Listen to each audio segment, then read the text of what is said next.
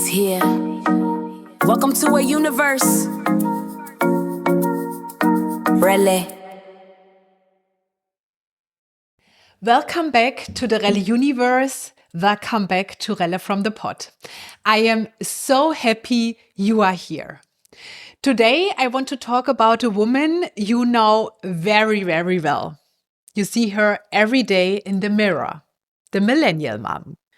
Born somewhere between 1981 and 1996, raised on mixtapes, flip phones, DVDs, and the early internet.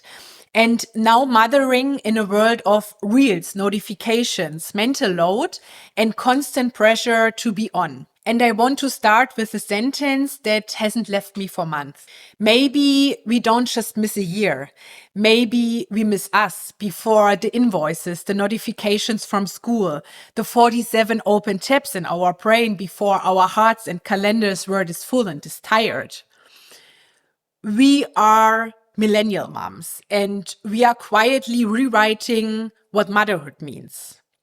If you are a millennial, your childhood probably looked something like this. Afternoons outside, sleepovers, boy bands, burning CDs, early social media. Later, MSN, MySpace, text messages, the first smartphones. We are the generation that had an analog childhood and a digital adulthood. And most of us were raised by parents who are boomers or early Gen X, people who themselves grew up in the 50s, 60s, and 70s. Their parenting was very functional. You might recognize sentences like, be a good girl, be polite, stop crying, it's not that bad, don't be so dramatic. As long as you had good grades, as long as you behaved, as long as you didn't stand out too much, everything was fine. It wasn't about how do you feel, what's going on inside you, what do you want. Our nervous system, our emotions, our inner world, that wasn't really a language our parents had. Not because they were bad parents, but because nobody taught them that language either. So we learned early people pleasing.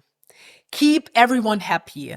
Love equals performance. You are praised when you function.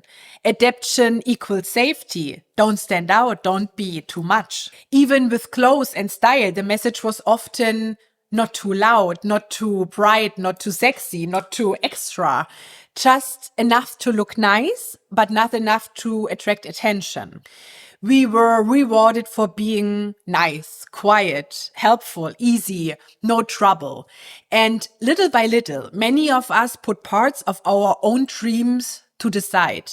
Not because we didn't have them, but because nobody really showed us what it really looks like when a woman is both a mother and fully herself. Our mothers grew up with a completely different script for womanhood. A lot of it sounded like, be a good wife, be a good housewife, hold on, don't give up.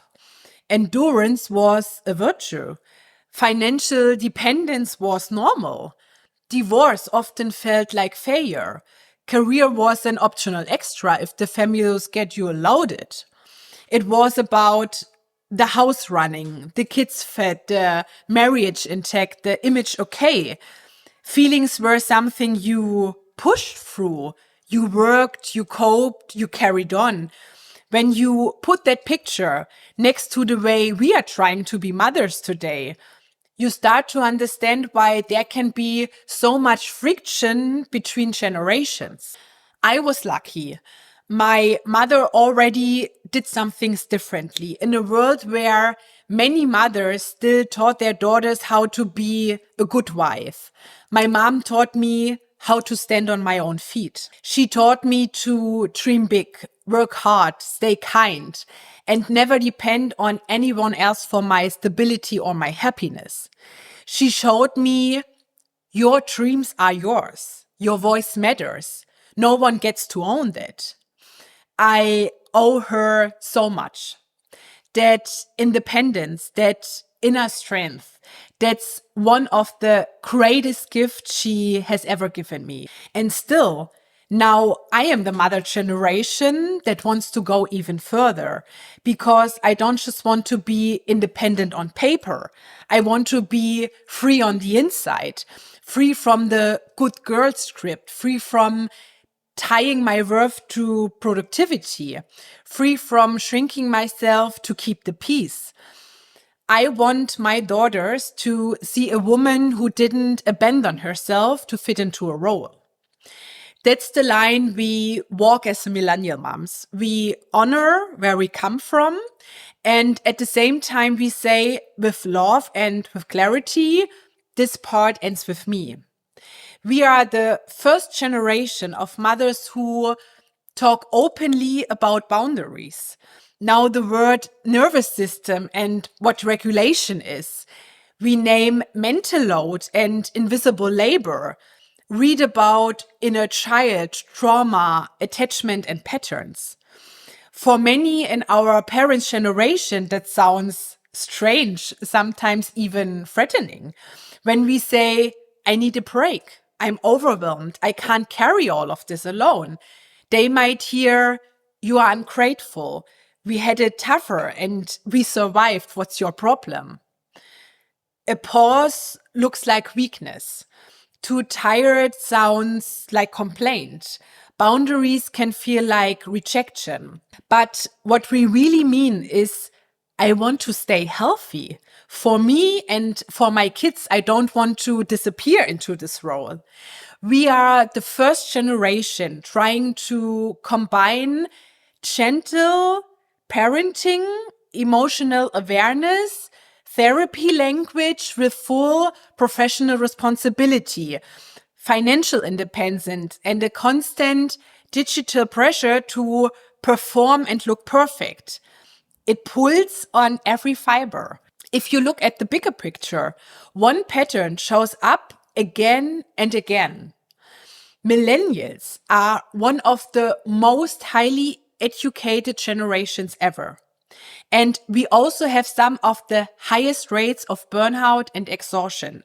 And many of us had kids later in our late 20s or 30s, right in the middle of building careers, businesses, identities.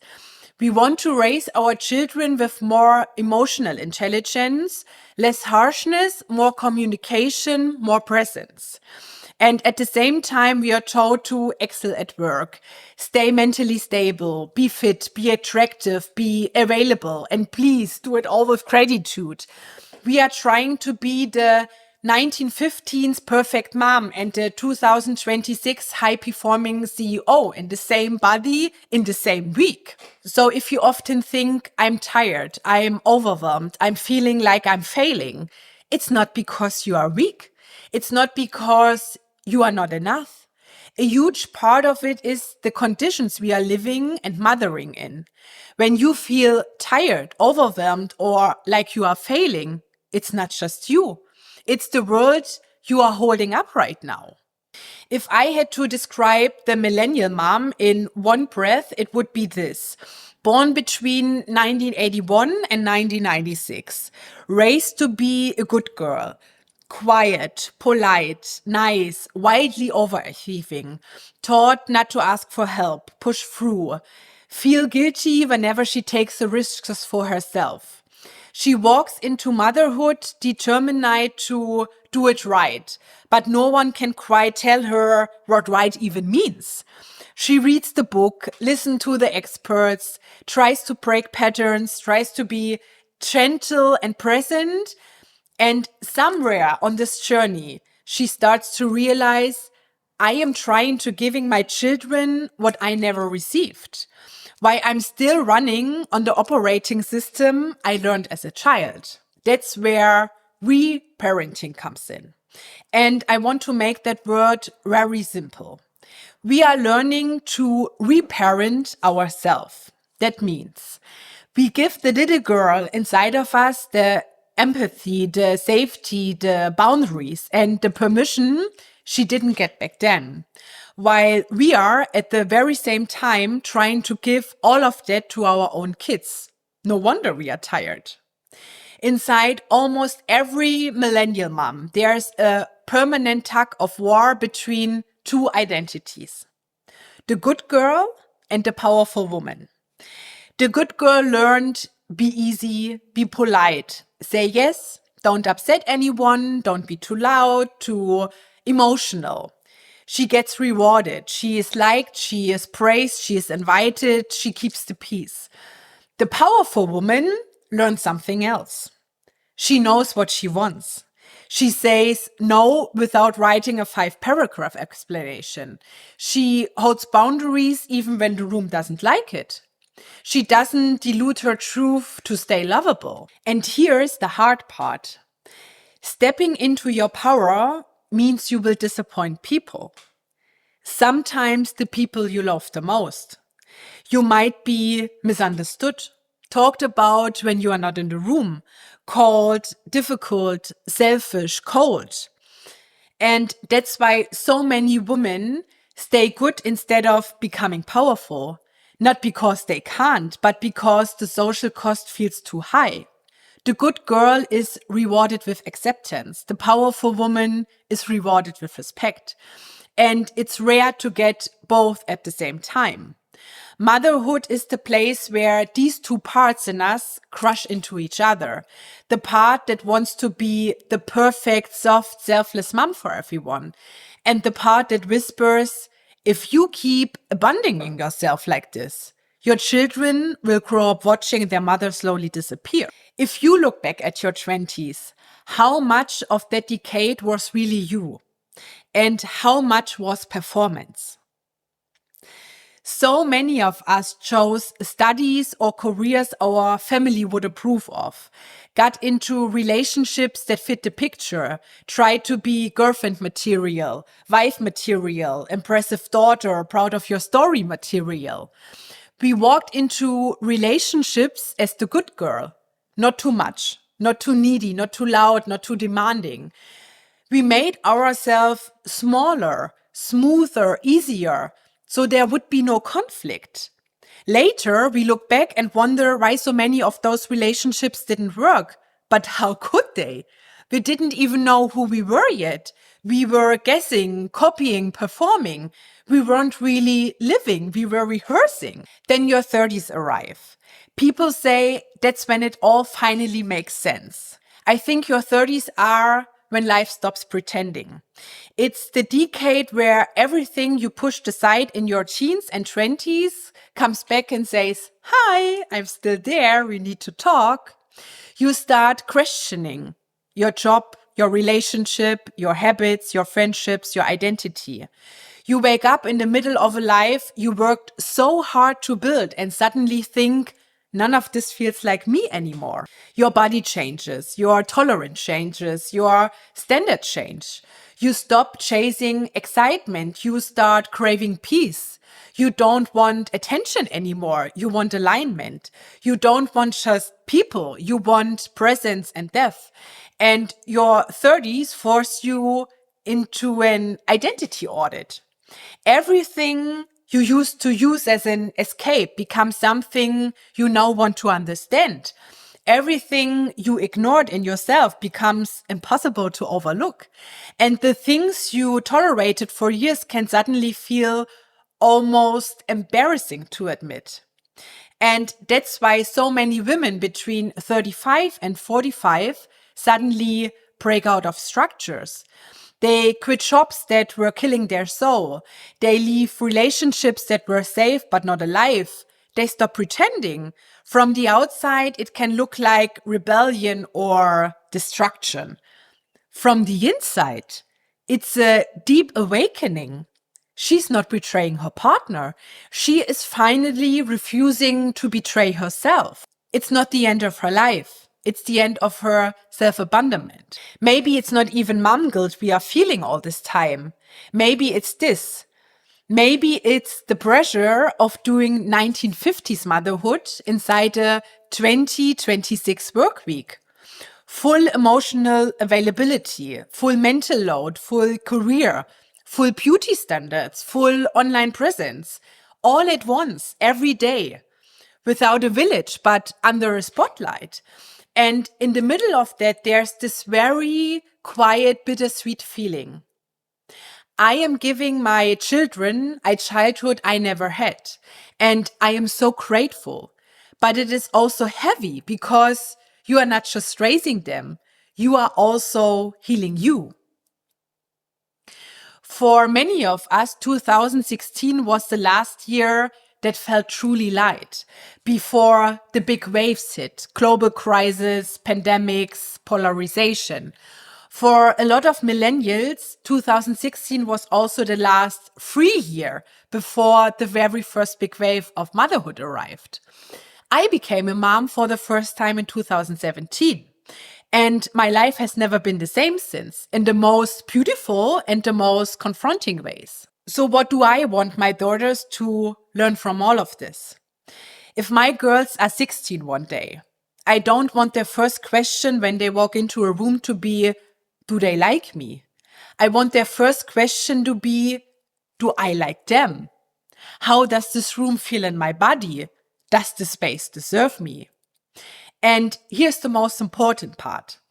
I can't just tell them to think like that. I can't sit them down and say, darling, don't care what other people think. If they watch me do the exact opposite every single day, they won't learn this from my words. They will learn it from my life. It's the radical permission I give myself to take up space, to choose my own path, to leave rooms that don't feel right, that will end up protecting them. The way I treat myself becomes the template for what they believe is possible for them. I want them to know their worth, not because of grades, not because of beauty, not because of how adaptable they are, not because they make other people comfortable, but simply because they exist. When they are 25 and in love or dating or heartbroken, I want them to believe I don't have to shrink to be loved. I don't have to wear a mask to keep someone. If I have to abandon myself to stay, it is not the right relationship. I want them to trust their gut, even when others say, be more realistic, think about security, maybe dream a little smaller. I want them to think, my dreams are not a problem. My dreams are guidance. And again, they will not believe that because I once wrote it in their birthday card. They will believe it because they saw me live it. They will watch how I dress, how I run my business, how I make decisions, how I say no, how I set boundaries, how I refuse to disappear inside my roles. They will see that I make choices that are not always easy or convenient, but honest. That's where the sweetheart bag comes in. When I take my sweetheart bag and walk out of the house, it feels like putting on an armor. Not armor to hide behind, but a reminder. I am my own sweetheart first. This bag is a symbol that I don't make myself small anymore when I enter a room. The sweetheart bag looks like an accessory, but at its core, it's a love letter to your own self-worth. Self-worth and self-love are not the final decoration on a finished life. They are the foundation. Sometimes I imagine what it looks like energetically when a woman in a family line finally stands up and says, it ends with me. Imagine the energy, your aura. When God shows you and your entire bloodline, you are the one. You were chosen to break the chains. It sounds poetic, but in real life, it looks like therapy sessions, hard talks, uncomfortable boundaries, choosing your truth over approval, crying on the bathroom floor, starting over, saying no more. We millennial moms are the first generation really doing inner child work while actively raising children of our own. We are trying not to repeat the storyline of endure, adapt, disappear. We still love our families. We still honor our mothers. And because of that love, we choose a different path. We know the cost. Some people won't understand. Some will call us selfish or cold. But every boundary we hold is actually an act of love for us, for our children, and even for the generations before us who never had the option. We are not trying to destroy everything. We are trying to finally heal. So I want to leave you with this question. If all your titles disappear tomorrow, no mom, no wife, no job title, no CEO, no she holds everything together, who is the woman still standing in the room? What does she want? What does she need? What does she believe is possible for her? It's a bittersweet place we inhabit as millennial moms. We are giving our kids a different kind of childhood. And at the same time, we are the first generation in our line to really sit down with our inner child and say, I see you now. I won't ignore you anymore. We are millennial moms. We were raised to be quiet and polite and told at the same time that we would conquer the world. We are exhausted, but awake. We are scared sometimes, but also braver than any version of us has ever been. We are not just breaking rules. We are breaking patterns. We are not just losing things. We are making space for what's real. And maybe, just maybe, one day our daughters will stand in their 30s, look back at us and think they were the ones. They were the generation that decided to stop being only good and finally become powerful. Thank you for being here, for listening, for doing this work in your own life. You are not alone in this. You are not ungrateful. You are not broken. You are in the middle of your becoming. And we can do it together here in the Relle universe.